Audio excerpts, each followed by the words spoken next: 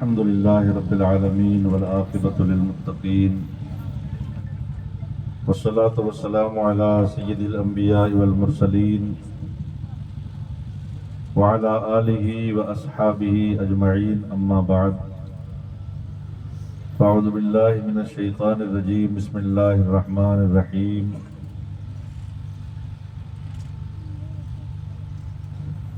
لقد جاءكم رسول من أنفسكم عزيز عليه ما عنتم حريص عليكم بالمؤمنين رؤوف رحيم صدق الله العلي العظيم وصدق رسوله النبي الأمين المكين المتين الكريم ونحن على ذلك لمن الشاهدين والشاكرين والحمد لله رب العالمين یا رسول اللہ انظر حالنا یا حبیب اللہ اسمع قالنا اننا فی بار ہم مغرق خذ یدی سہل لنا اشکالنا غوث اعظم من بے سر و ساما مدد غوث اعظم من بے سر و ساما مدد قبلہ دی مدد کعبہ ایما مدد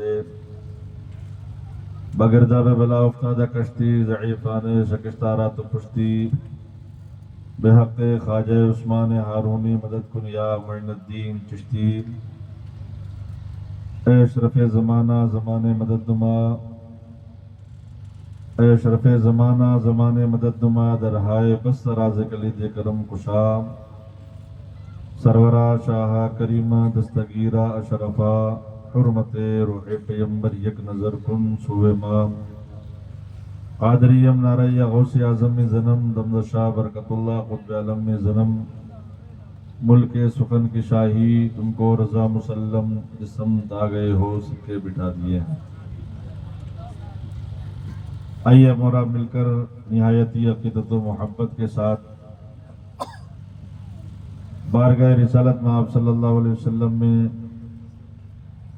درود و سلام کا ہدیہ پیش کریں اور پڑھیے باواز بلند اللہم صلی وسلم علی سیدنا مولانا محمد وعلی آل سیدنا مولانا محمد وبارک وسلم صلو علیہ صلاۃ و سلام علیک یا رسول اللہ وسلم علیک یا حبیب اللہ صلی اللہ تعالی علیہ وسلم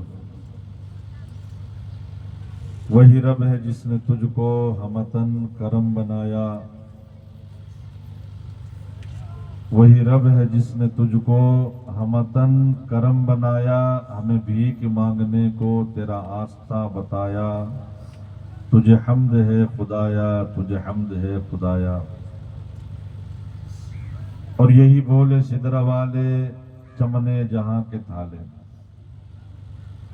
یہی بولے سدرہ والے چمنے جہاں کے تھالے سبھی میں نے چھان ڈالے تیرے پائے کا نہ پایا تجھے یک نے یک بنایا تجھے یک نے یک بنایا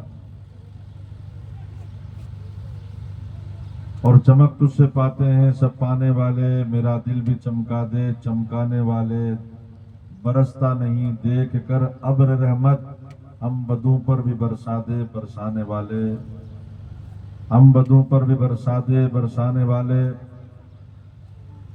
اور وہ جو نہ تھے تو کچھ نہ تھا وہ جو نہ ہو تو کچھ نہ ہو وہ جو نہ تھے تو کچھ نہ تھا وہ جو نہ ہو تو کچھ نہ ہو جان ہے وہ جہان کی جان ہے تو جہان ہے جہاں تاریک تھا ظلمت کدا تھا سخت کالا تھا کوئی پردے سے کیا نکلا کہ گھر گھر میں اجالا تھا حضرات محترم آج کا یہ عظیم الشان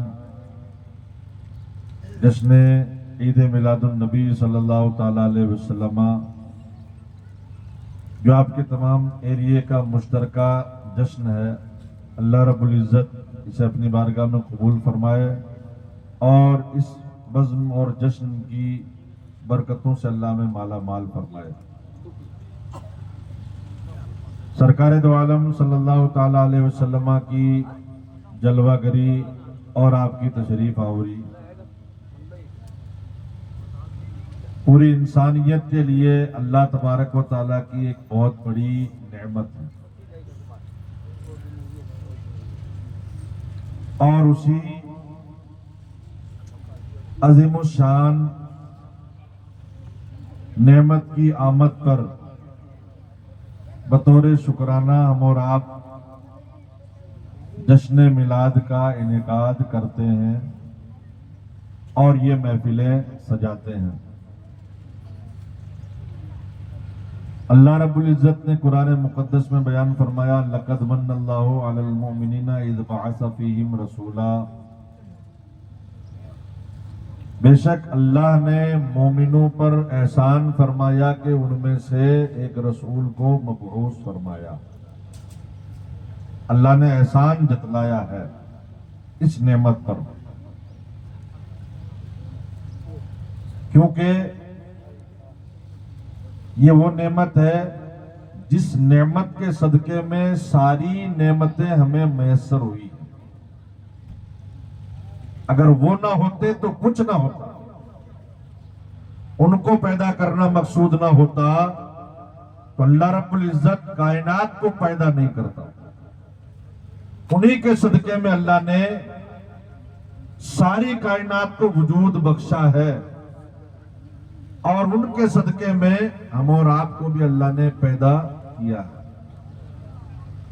اور پیدا ہی نہیں کیا، ساری نعمتیں ہمیں جو مل رہی ہیں انہی کا صدقہ ہے۔ خود حضور فرماتے ہیں واللہ یعطی وانما انا قاسم، اللہ دیتا ہے اور میں بانٹتا ہوں۔ حضور فرماتے ہیں اللہ دیتا ہے اور تقسیم کرنے کا کام میرا ہے، بانٹنے کا کام میرا ہے۔ اب اگر ہمیں کچھ بھی ملتا ہے تو نبی کے در سے ہی ملتا ہے، جو میسر ہوتا ہے انہی کے در سے میسر ہوتا ہے۔ اس لیے سرکار مفتی اعظم ہند علیہ الرحمہ نے اعتراف نعمت اس طور پر کیا، کھاتے ہیں تیرے در کا، پیتے ہیں تیرے در کا۔ یا رسول اللہ، کھاتے ہیں تیرے در کا، پیتے ہیں تیرے در کا، پانی ہے تیرا پانی، دانا ہے تیرا دانا۔ آپ کی آمد سے پہلے حالات بڑے خراب تھے۔ شاعر نے کہا جہاں تاریک تھا، جہاں کا مطلب ہے دنیا اور تاریک کا مطلب ہے اندھیرا۔ دنیا کے اندر گھٹا ٹوپ اندھیرا تھا، ظلمت کدا تھا، پوری دنیا اندھیریوں کا گھر بنی ہوئی تھی، سخت کالا تھا۔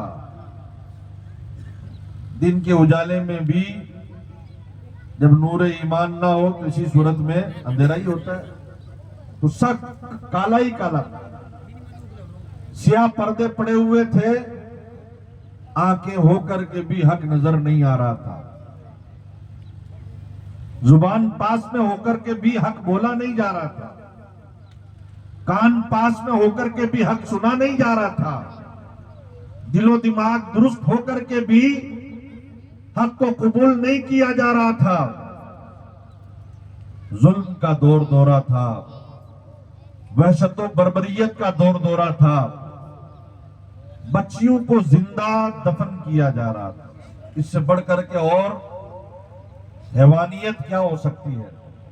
جانور بھی اپنے بچوں سے پیار کرتا ہے، مگر عرب کے وہ لوگ اپنی بچیوں کو پیدا ہوتے ہی زندہ زمین میں دفن کر دیتے تھے۔ اس قدر دلوں پر سیاہی چھا چکی تھی۔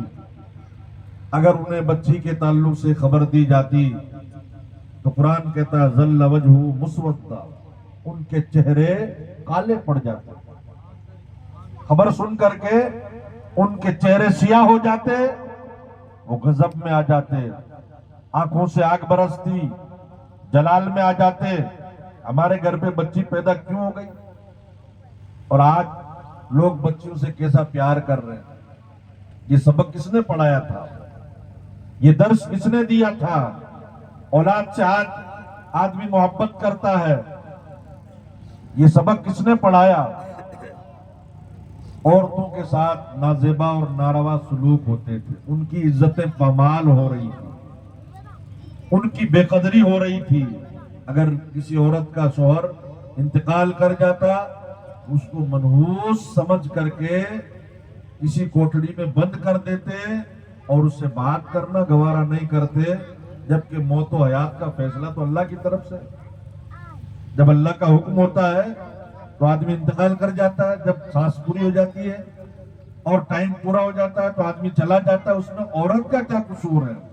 مگر شوہر کے انتقال پر اس عورت کو منحوس سمجھا جاتا تھا اور اس کو ڈائن اور ڈاکن سے کم نہیں سمجھا جاتا تھا کہ یہ منحوس ہے جس کی وجہ سے اس کا شوہر مر گیا۔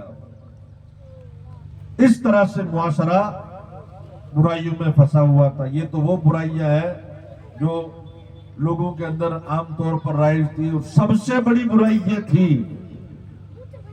چلتی ہوا کو دیکھا تو اس کے سامنے سر ٹیک دیا، بہتی نہر کو دیکھا تو اس کے سامنے سر ٹیک دیا، چمکتے سورج کو دیکھا تو اس کے سامنے سر ٹیک دیا۔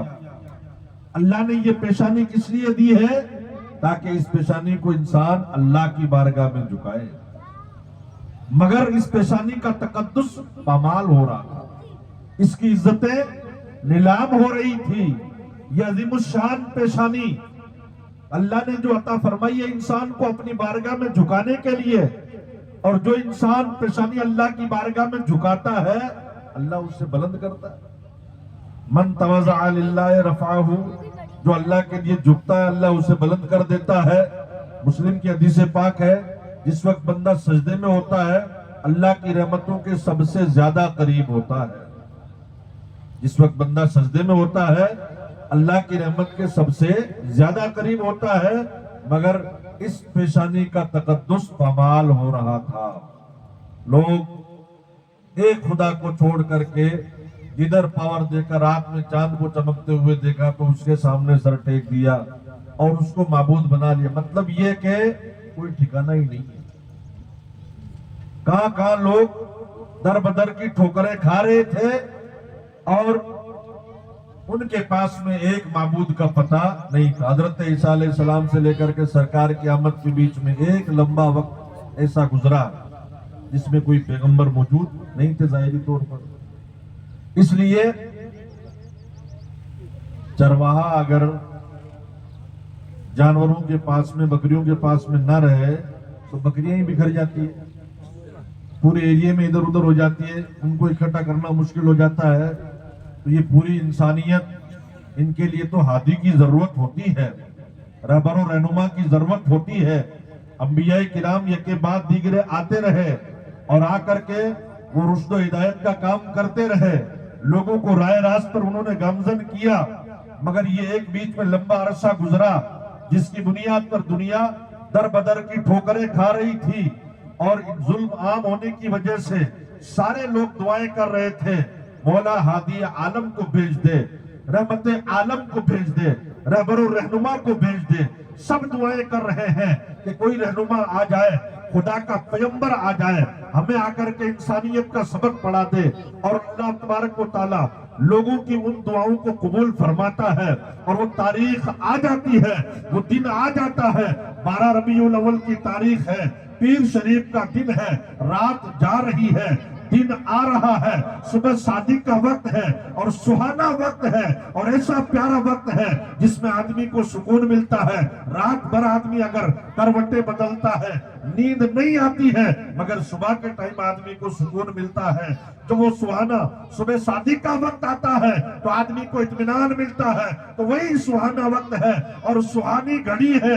اس میں آمنہ کا لال حضرت آمنہ کے گھر میں جو ہے تولد پذیر ہو جاتے ہیں، اور حضرت آمنہ فرماتی ہے جب میرا بیٹا محمد پیدا ہوا تو اسی صورت میں ایسا نور پھوٹا کہ میں نے مکہ میں بیٹھ کر کے کیسر و کسریٰ کے محلات کو دیکھ لیا۔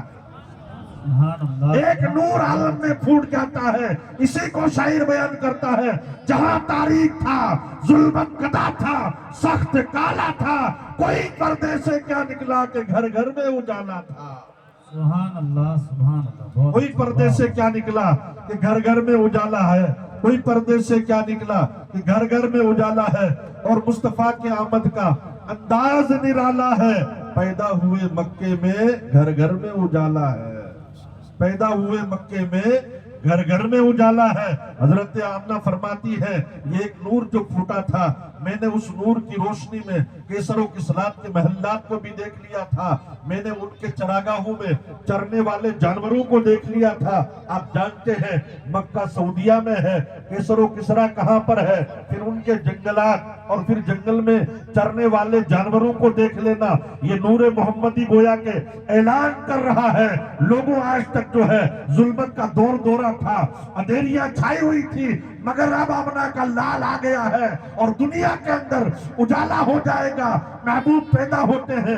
आपकी फूफी हजरत सफिया फरमाती है मेरा भतीजा मोहम्मद पैदा हुआ, नाफ मुरीदा है, गुस्ल शुदा है।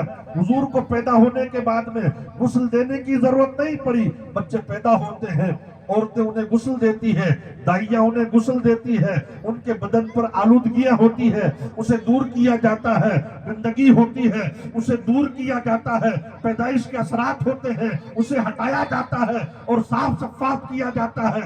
मगर मदीने के ताजदार का अंदाज देखे, मुस्तफा आए हैं, नाफ मुरीदा है, नाफ कटी हुई है। पहले से ही बच्चे पैदा होते हैं उनकी नाफे काटी जाती है और उसके बाद में दाइया गांठ लगा करके छोड़ती है, मगर हुजूर की नाफ पहले से कटी हुई है। हुजूर खतना शुदा है, मुसलमानी हुई है, पहले से ही खतना शुदा भी है, जिस्म पर कोई आलूदगी नहीं है, किसी तरह की कोई गंदगी नहीं है। और फरमाती है पानी ऐसे टपक रहा था जैसे अभी अभी गुस्ल करके तशरीफ ला रहे हो। ये मुस्तफा की शान है। अब उनका अंदाज और उनकी बराबरी कोई कैसे कर सकता है, कोई उनके जैसा कैसे हो सकता है जिनकी पैदाइश का ये आलम है। और पैदा होते ही मुस्तफा ने सबसे पहले अपने सर को सजदे में रख करके ऐलान कर दिया कि एक खुदा का प्रचार करने वाला पैगंबर आ गया है। और सजदे में सर रख करके प्यारे आका सल्लल्लाहु अलैहि वसल्लम अपनी उम्मत के हवाले से फिक्र करते हुए रब्बे हबली फरमाते हैं। अल्लामा जमील कादरी फरमाते हैं रब्बे हबली कहते हुए पैदा हुए, हक ने फरमाया कि बख्शा अस्सलातु वस्सलाम। और मैं वो सुन्नी हूँ जमील कादरी, मरने के बाद मेरा लाशा भी कहेगा अस्सलातु वस्सलाम। तो बिरादरान मिल्लत इस्लामिया, इस शान से मुस्तफ़ा पैदा हुए। हजरत अब्दुल मुत्तलिब को खबर दी गई कि घर पे पोते की विलादत हुई है। सुबह का टाइम था, सुहाना वक्त है। आला हजरत फरमाते हैं जिस सुहानी घड़ी चमका तैयबा का चांद, उस दिल अफरोज साहब पे लाखों सलाम। वो घड़ी भी मुबारक है, रात जा रही है और दिन आ रहा है, ताकि रात में भी कोई बात ना रहे और दिन भी महरूम ना रहे। रात ये ना कह सके कि मुस्तफ़ा मेरे अंदर आए और दिन ये ना कह सके मुस्तफ़ा मेरे अंदर आए। इसलिए अल्लाह ने रात को भी हिस्सा दिया और दिन को भी हिस्सा दिया कि रात जाते जाते रुखे मुस्तफ़ा का जलवा लेकर के चली जाए और दिन आते आते मुस्तफ़ा के मुखड़े से अनवार और तजल्लियात लेकर के दुनिया को रोशन कर दे। इस अंदाज में मुस्तफ़ा तशरीफ लाते हैं। हजरत अब्दुल मुत्तलिब उनको लेकर के काबे की तरफ रवाना होते हैं कि जरा ले जाते हैं, काबे का तवाफ करके आ जाते हैं। अब हिकायत करने वाला बतौर हिकायत के यूं बयान कर सकता है और कह सकता है कि अब्दुल मुत्तलिब जब लेकर के चले, लोगों ने कहा कि आज हमने अब्दुल मुत्तलिब को जाते हुए देखा है काबे की तरफ। तो लोगों ने कहा इसमें क्या ताज्जुब की बात है, ये उनका डेली का मामूल है, वो जाते हैं काबा जाकर के तवाफ करके आते हैं। मगर कहने वाला कहता है आगे सुनो तो सही, रोजाना अब्दुल मुत्तलिब जाते हैं काबे का तवाफ करके जाते हैं, मगर आज अब्दुल मुत्तलिब अकेले नहीं, उनके हाथ में एक बच्चा भी था। तो कहने वाले कहते हैं हो सकता है उनके घर पे कोई बच्चा पैदा हुआ होगा, उसे लेकर के जा रहे होंगे। कहने वाला कहता है नहीं नहीं, आगे सुनो तो सही मैं क्या कह रहा हूँ। अब्दुल मुत्तलिब जिस बच्चे को लेकर के जा रहे थे वो बच्चा उनके हाथ में था। हवा का झोंका आता है, चेहरे से पल्लू हटता है। मैंने देखा उस जैसा हसीनो जमील और ऐसा खूबसूरत बच्चा आज तक देखा ही नहीं है। कहने वालों ने कहा इसमें क्या ताज्जुब की बात है, उनके घर पे कोई खूबसूरत बच्चा पैदा हुआ होगा। कहा नहीं नहीं, ये बच्चा ऐसा है, इतना हसीनो जमील है कि अल्लाह रब्बुल इज्जत ने उनको हुस्न बेबहाता किया है और उसने लाजवाल अता फरमाया है। इसलिए कि मुस्तफ़ा जैसा किसी को देखा ही नहीं गया, मुस्तफ़ा आपके जैसा कोई आया ही नहीं, आता भी कैसे जब रब ने बनाया ही नहीं। हुजूर के जैसा रब ने किसी को बनाया ही नहीं है। और मुस्तफ़ा की शान ये है कि उनका रुखे ज़ेबा और उनका मुक़द्दस चेहरा जब लोगों के सामने आया तो इसी सूरत में लोगों ने देखा कि हुजूर पाक सल्लल्लाहु अलैहि वसल्लम का मुबारक चेहरा चमक रहा है। हजरत हसन इब्ने साबित फरमाते हैं व आसनु मिन कलम तरकत आईनी व अजमल मिन कलम तलिदिन निसाओ, या रसूल अल्लाह आप जैसा हसीनो जमील किसी आंख ने देखा ही नहीं है, और देखे कहां से, किसी माँ ने ऐसा खूबसूरत जना ही नहीं है। खुलिकता मुबर्रा मिन कुल्li ऐबिन कान्नका कद खुलिकता कमा तशाओ, या रसूल अल्लाह आप हर ऐब से पाक पैदा किए गए, गोया आप वैसे ही पैदा किए गए जिस तरह आप चाहते थे।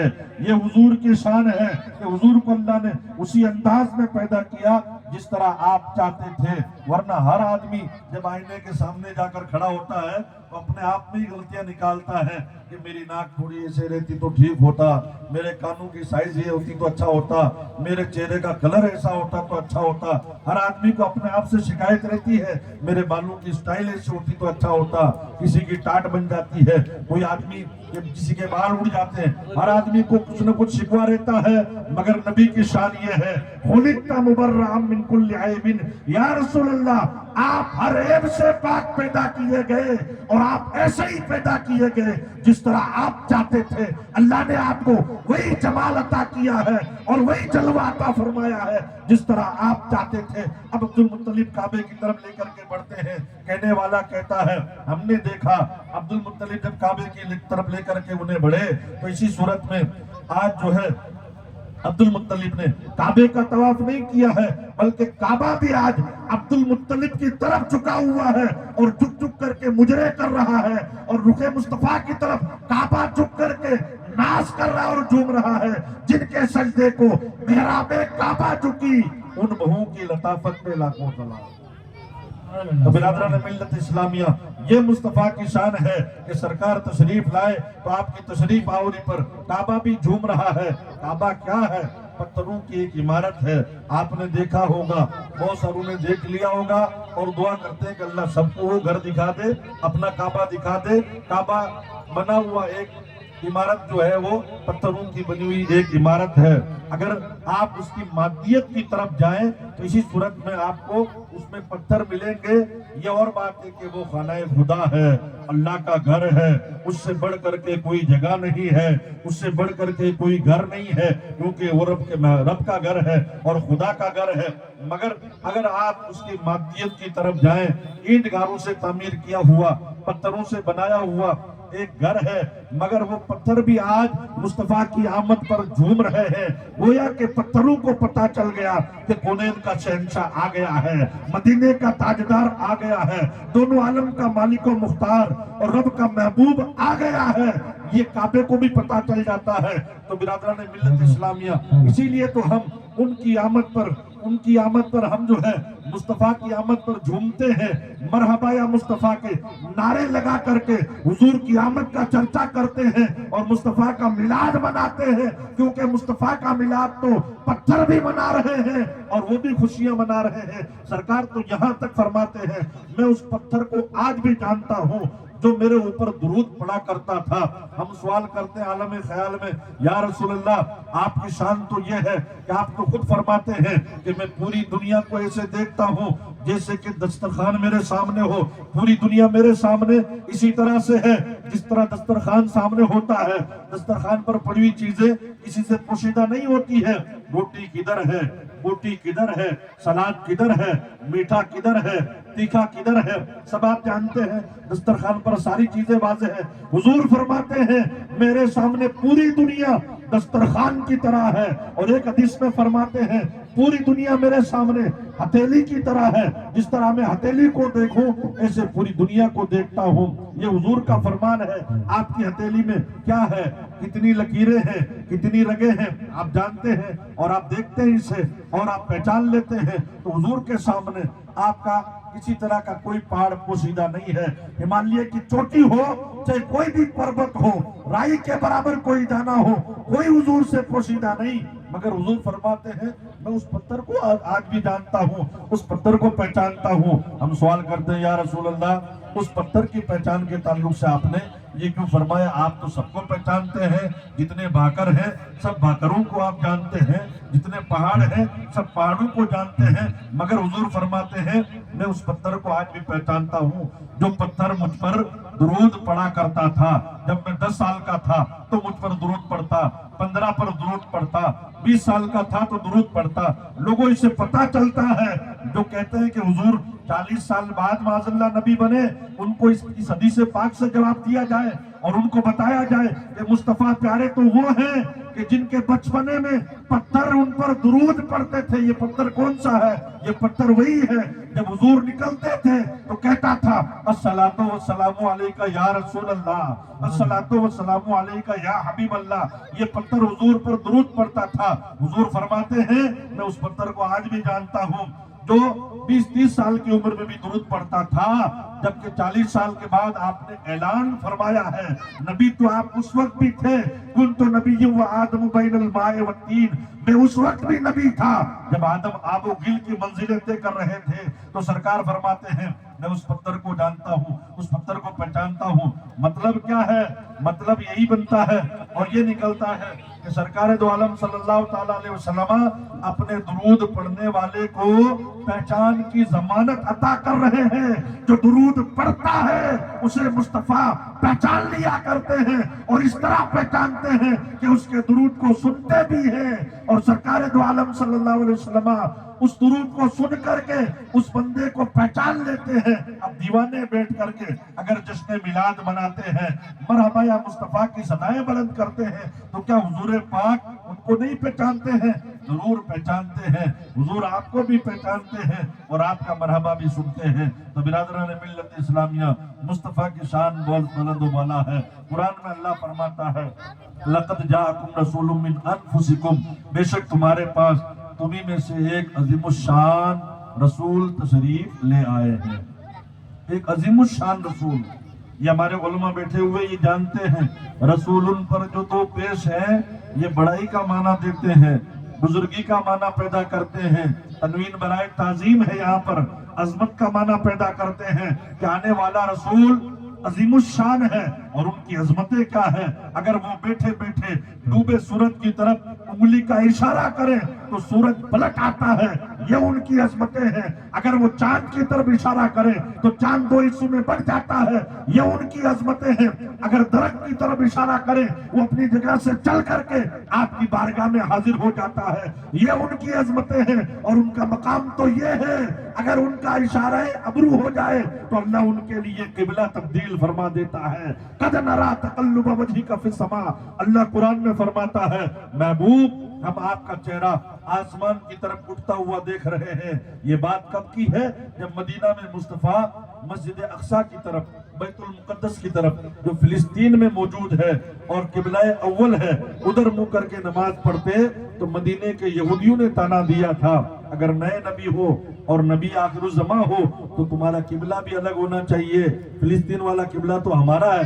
यहूदियों ने कहा कि वो तो मूसा अलैहिस्सलाम की कौम ने कहा कि वो तो हमारा है, आप उधर मुंह करके क्यों नमाज पढ़ते हैं? जब ये बात उन्होंने कही तो मुस्तफा प्यारे को ये गिरा गुजरी। हुजूर पाक सल्लल्लाहु अलैहि वसल्लम जिब्रील के इंतजार में, वही के इंतजार में आसमान की तरफ चेहरा उठा करके देखते हैं तो अल्लाह कुरान में फरमा देता है ऐ महबूब आपकी आंखें आसमान की तरफ उठ रही है, आपका चेहरा आसमान की तरफ उठ रहा है। अभी हुजूर ने कहा नहीं, दुआ नहीं की, सिर्फ आसमान की तरफ चेहरा किया, इशारे अबरू हुआ तो अल्लाह ने उनके लिए किबला चेंज फरमा दिया और हुक्म नमाज के आलम में आया कि महबूब अब आप बैतुल मुकद्दस से अपना चेहरा मस्जिद हराम की तरफ कर लें और खाना काबा की तरफ अपना चेहरा कर लें। ये मुस्तफा की शान है, सरकार दो आलम का मकाम और मर्तबा और आपकी अजमतों का अंदाजा हम क्या लगा सकते हैं। सरकार दो आलम सल्लल्लाहु अलैहि वसल्लम को अल्लाह ने बेपनाह कमालात से सरफराज किया है। हम जिब्रील से चल करके पूछते हैं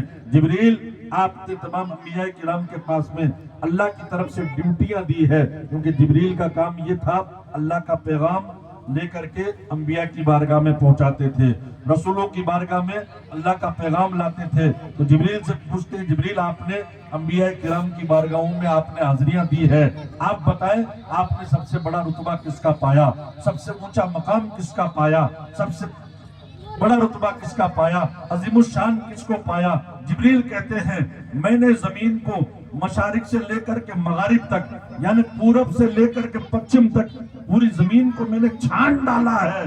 छानना अलग चीज है, देखना अलग चीज है, घूमना अलग चीज है।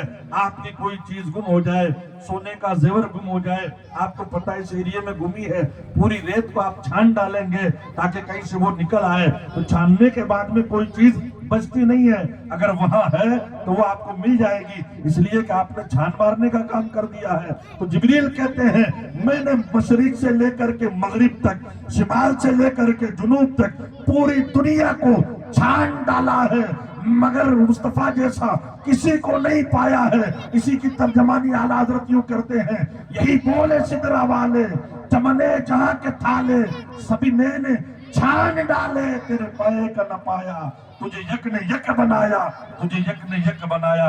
या रसूल अल्लाह, आपको अल्लाह ने अजीम शान बनाया है और आपके मर्तबे के बराबर अल्लाह ने किसी को नहीं बनाया है। तो ये मुस्तफा का मकाम है, कुरान बयान करता है और अल्लाह फरमाता है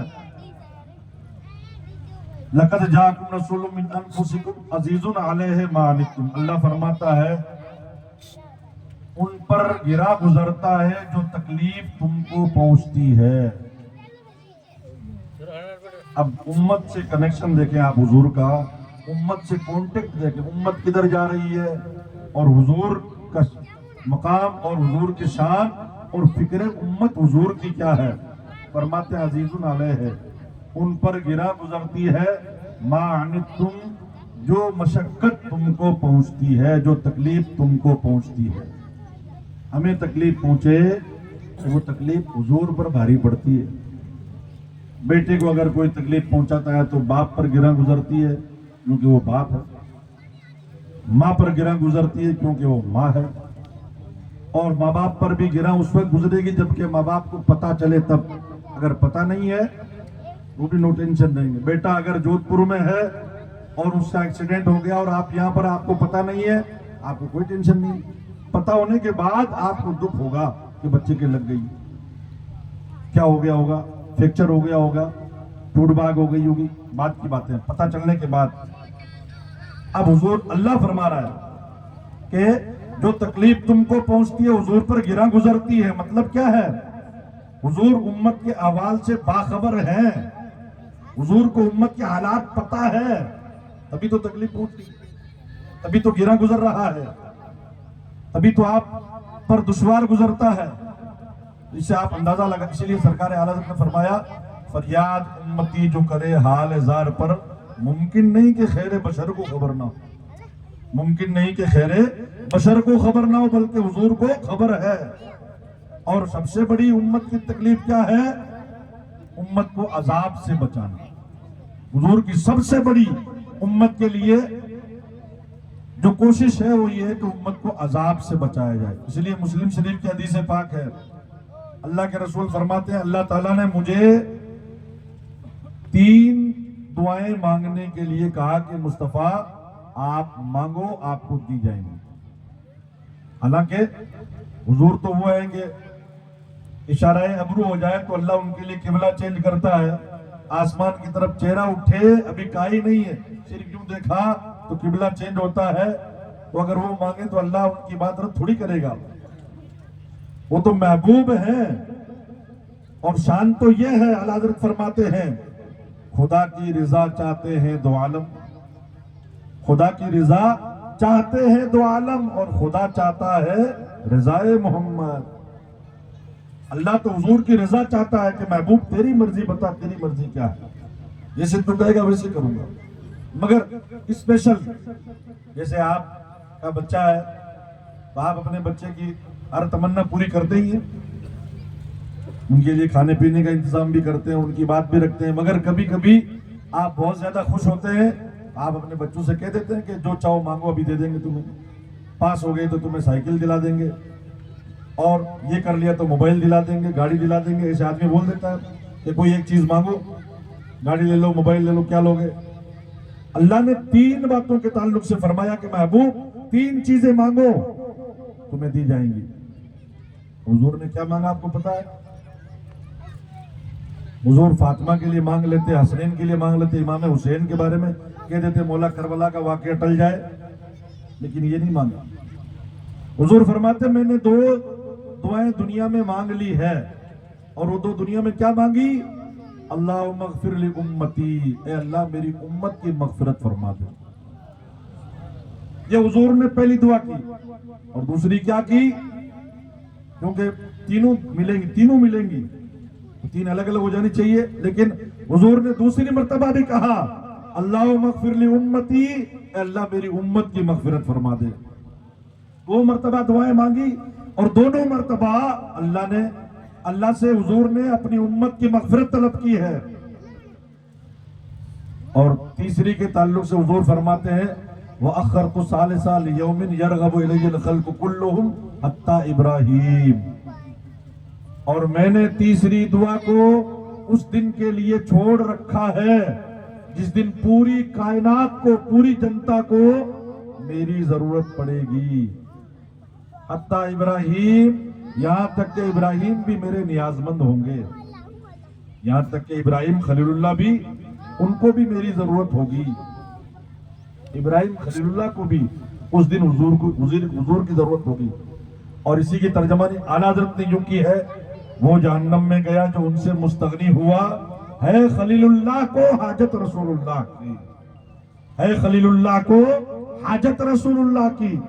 تو سرکار دو عالم صلی اللہ تعالیٰ علیہ وسلم نے یہ تینوں دعائیں مانگی, 2 دنیا میں اور تیسری آخرت کے لیے چھوڑ رکھی ہے. اور آخرت میں وہ دعا کیا کریں گے؟ بخاری شریف کی حدیث پاک لمبی چوڑی, میدان محشر قائم ہوگا, نفسی کا عالم ہوگا, جنتا جو ہے پریشانی کے عالم میں ہوگی, تو لوگ چکر لگانا شروع کریں گے انبیاء کرام کی بارگاہوں میں, حضرت آدم علیہ السلام کی بارگاہ میں, موسیٰ علیہ السلام کی بارگاہ میں, عیسیٰ علیہ السلام کی بارگاہ میں. مطلب یہ کہ پوری جنتا محشر میں گردش کرے گی اور گھومے گی, اور جہاں بھی جائیں گے انبیاء کرام کیا کہیں گے؟ اذهبوا الی غیری, میرے علاوہ کہیں اور جاؤ, میرے علاوہ کہیں اور جاؤ, میرے علاوہ کہیں اور جاؤ. لاسٹ میں جنتا پہنچے گی حضور کی بارگاہ میں. حضور کیا فرمائیں گے؟ انا لہا, میں تمہارے لیے ہوں, میں تمہارے لیے ہوں. سرکار میدان محشر میں اپنی امت کی شفاعت فرمائیں گے. تو جس محبوب نے پیدا ہوئے تو رب حبلی امتی کہتے ہوئے پیدا ہوئے, عرض پر گئے معراج میں تو امت کو یاد رکھا, قبر شریف میں تشریف لے گئے تو امت کو یاد رکھا, میدان محشر میں امت کی فکر کریں گے. کیا امت کی ذمہ داری نہیں بنتی کہ امت بھی تو حضور کو راضی کرے, امت بھی تو ان کے آنکھوں کو ٹھنڈک پہنچائے, ان کا کلیجہ ٹھنڈا کرے؟